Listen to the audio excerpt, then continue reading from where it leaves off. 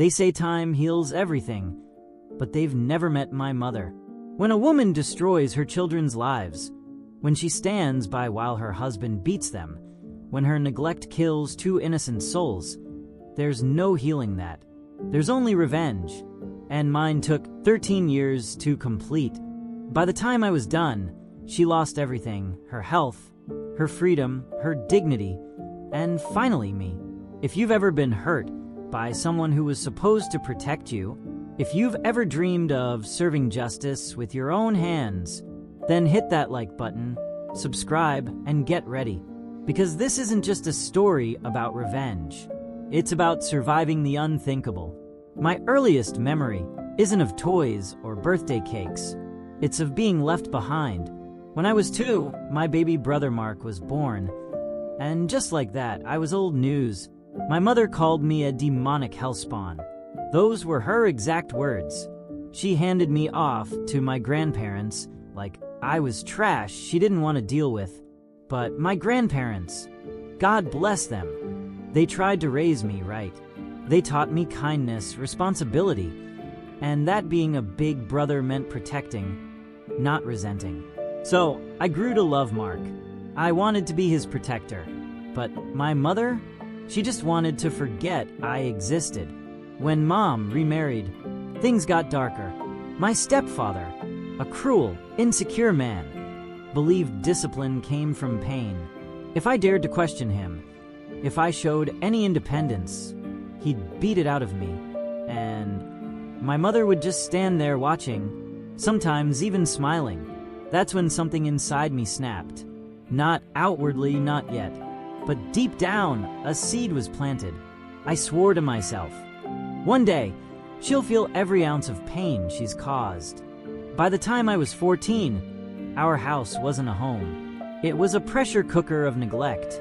Mom and stepdad barely lifted a finger. Chores that adults should have done, fixing gutters, trimming trees, cleaning rooftops, they pushed on me and Mark. We were kids playing adults. Then came the day that burned itself into my soul. Mom told us to watch our baby sister, Alicia. She was only 2. My stepdad wanted to play video games. He told us to sit quietly and watch him instead. Minutes passed. Then suddenly a thought hit me. Where's Alicia? Panic. I tore through the house, calling her name. Nothing. Then, Mom's scream shattered the air. We ran outside. She was on the deck, holding Alicia's tiny body lifeless, pale. They tried CPR. My dad rushed in and burned his hand on the stove in chaos. But it was too late. Alicia drowned in the pool. That night, they turned off the machines. I remember standing in that hospital hallway, feeling the world go numb. Mom's mistake number 2, letting another innocent life slip through her carelessness. Mark and I blamed ourselves. We shouldn't have, but children don't know better. Our grandparents told us it wasn't our fault, but deep down, I knew who was at fault. My mother. And for the first time, I felt hatred, real, raw, uncontrollable hatred for the woman who gave me life. Years passed. Mark grew up to be 15. Still my little brother, still my world.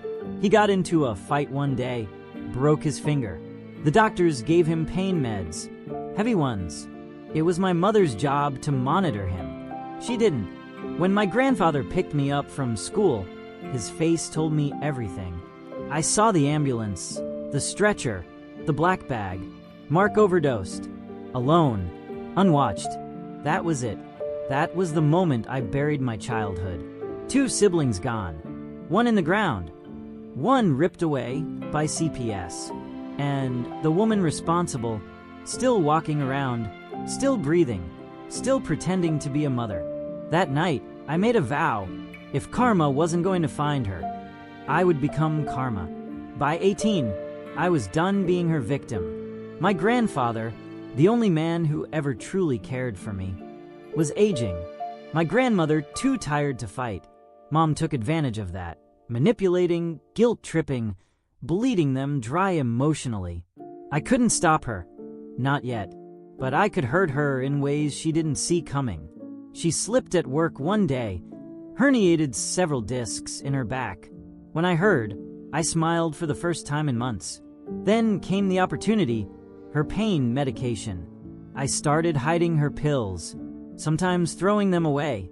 Every wince, every sleepless night she spent in agony felt like repayment. Then she got caught, driving under the influence of her own pain meds. 6 months in jail. When I heard that, I laughed, loud. For the first time, I felt power. After her release, she had nothing. So she came crawling back, begging to live with us again. I agreed, but she didn't get her old room. No, I took it. I moved all her stuff into storage and turned her space into my sanctuary. She slept on the couch, every metal spring pressing into her injured back. Every groan she made in pain was music to me. Years passed. Her life spiraled. She started convincing my grandparents to buy drugs for her, to feed her addiction. I warned them it was illegal. They didn't listen, so I did the only thing I could. I called the police. An anonymous tip. They investigated, but nothing came of it. Still, I kept playing my small games, hiding her medication, moving her purse, misplacing her phone. It was petty, childish even. But watching her unravel piece by piece, it was delicious. 13 years after Mark's death. I'm 31 now. My grandfather has passed. My grandmother is frail, her dog gone too. The family home feels like a mausoleum of ghosts. And then she asks me, my mother, this broken shell of the woman who ruined everything, looks me dead in the eye and says, when grandma's gone, will you take care of me? It's your duty as my son. I stood up, and for the first time in my life, I didn't feel fear, only clarity. I looked her straight in the eyes and said, you get nothing from me. You destroyed my life, took away my childhood, killed my siblings, and broke everyone who ever tried to love you. When grandma's gone, you'll be on the street, and I'll laugh. I never loved you. I never will. Rot in hell. My grandmother gasped. My mother crumbled into tears. And for the first time in 31 years, I felt peace. Because revenge doesn't always come from violence. Sometimes it comes from truth, spoken without mercy. I'm moving soon. A new state, a new job, a girlfriend I adore. My grandmother's entering a retirement home. Safe, comfortable. And my mother, she'll have nothing. That's her legacy, loneliness. Some people think revenge makes you bitter, but sometimes it's the only thing that lets you breathe again. So if you've got siblings, hold them close. Cherish them, because when you lose them, no amount of revenge can fill the hole they leave behind.